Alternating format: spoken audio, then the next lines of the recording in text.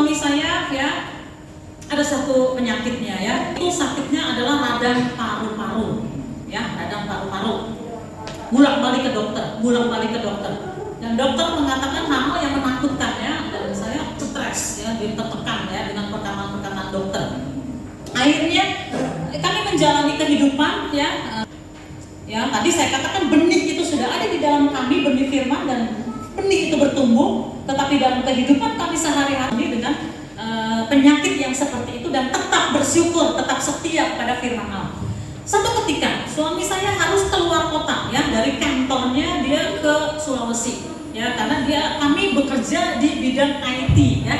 Nah, kami dua-dua sama lulusannya dari IT ya, teknologi informatika ya. Jadi dia sering bertugas keluar kota. Lalu dan pada saat itu dia ke Sulawesi.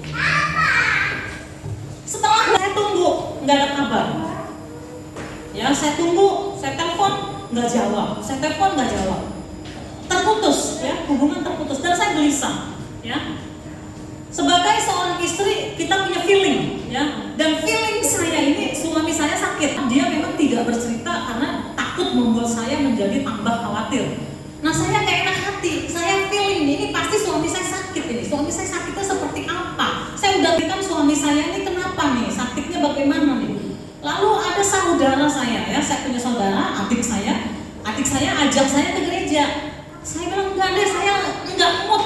Saya lagi enggak mood ke gereja, saya mau di rumah, saya mau diem aja. Tapi di rumah pun juga saya susah berdoa. Kenapa? Karena diliputi kekhawatiran. Kadang-kadang kita kalau begitu khawatir, begitu memikirkan sesuatu, kita bisa sulit berdoa. Bisa nggak? Bisa ya? Nah, itulah saya. Yang secara teori saya tahu saya harus berdoa, ya, tetapi saat itu susah sekali untuk kontak, ya. Padahal betul-betul hidup di dalam Tuhan. Tapi pada saat itu saya nggak bisa berdoa. Adik saya tahu bahwa saya ini sedang memikirkan suami saya yang pastinya keadaannya kurang baik. Akhirnya adik saya bilang gini, kalau kamu di rumah aja nggak ngapa-ngapain, untungnya apa? Untungnya apa? Tapi kalau kamu datang ke gereja, ikut ke gereja sama saya, hasilnya kamu bisa berdoa, karena yang mimpin doa itu kan di depan, kamu tinggal ikuti, kamu bisa bernyanyi, memuji Tuhan, dan kamu bisa dengar firman Tuhan. Jadi lebih bagus ada di gereja daripada di rumah. Padahal saya sudah mau absen dari gereja. Saya pikir-pikir, ya udah deh, saya ikut. Akhirnya saya ikut ke gereja. Pendetanya bilang begini ya, pendetanya kebetulan seorang wanita juga ya. Pendetanya bilang gini, ayo kita berdoa ya. Kita sekarang akan berdoa. Apa yang menjadi kebutuhan saudara, saudara doakan saja di dalam hati. Ya, saya berdoa di mimbar, saudara berdoa saja di dalam hati. Saudara tinggal ucapkan saja apa yang menjadi kebutuhan saudara. Saudara sampaikan di dalam hati, ya. Dan lalu sebagai bukti iman saudara, saudara angkat tangan saja. Jadi angkat tangan di bangku, nggak disuruh maju. Akhirnya saya pikir ya udahlah, ya, oke lah, baiklah. Walaupun perkataan seperti itu sudah sering sekali saya ucapkan. Akhirnya saya angkat tangan di bangku, dan orang lain juga angkat tangan, ya. Dan saya mengucapkan di dalam hati, Tuhan, saya minta supaya suami saya sembuh, apapun keadaannya, dimanapun, dan seterusnya saya angkat tangan. Lalu kemudian pendetanya berdoa.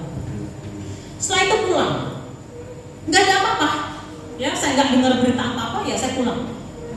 Setelah sampai di rumah, ya, tiba-tiba suami saya telepon. Ini ceritanya suami saya. Dia menelpon dengan suara yang antusias, ya. Dia bilang gini, sebetulnya saya ini beberapa hari sakit, ya, di Sulawesi, ya, kotanya apa saya lupa. Saya ini sakit. Pada saat sakit, ya, saya di hotel, hampir mati. Saya nggak kuat, mengangkat tangan nggak kuat, mengangkat badan nggak kuat. Saya hampir mati, ya, karena sakitnya memang radang paru-paru. Akhirnya saya berjuang, tangan saya berjuang untuk sampai ke telepon, ya, pesawat telepon, ya. Saya angkat untuk, kalau di hotel kan ada kode misal 0 ya, atau 1 ya, ke resepsionis ya. Kalau pakai HP tentu nggak bisa.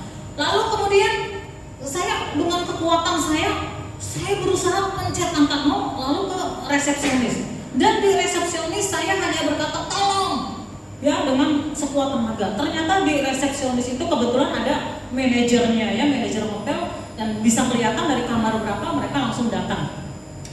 Dalam kondisi yang seperti itu, manajer hotelnya langsung angkat suami saya, diangkat, masuk ke mobil pribadinya, langsung ke rumah sakit, ya, masuk ke UGD.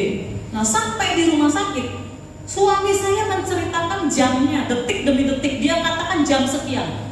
Nah, pada saat jam sekian itu adalah jam di mana saya sedang mengangkat tangan di gereja dalam kondisi yang pasrah, nggak tahu lagi harus bagaimana, hanya angkat tangan Tuhan dimanapun suamiku.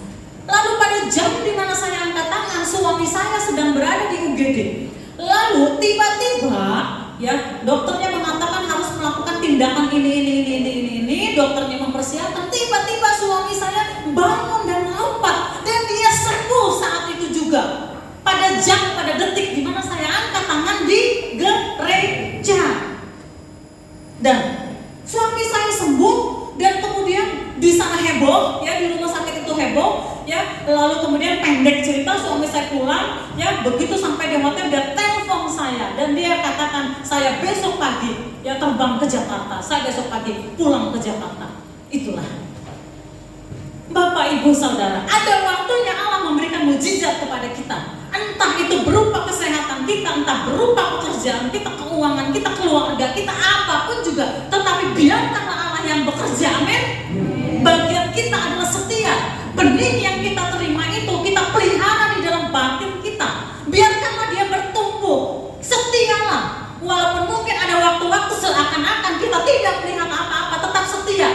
Ya, dan pada waktunya kalau sungguh-sungguh di dalam penentuan Allah, benih ya menjadi pohon yang menjadi raksasa yang besar, maka ada banyak orang akan diberkati lewat kehidupan saudara, amin. Saudara akan menjadi saluran berkat.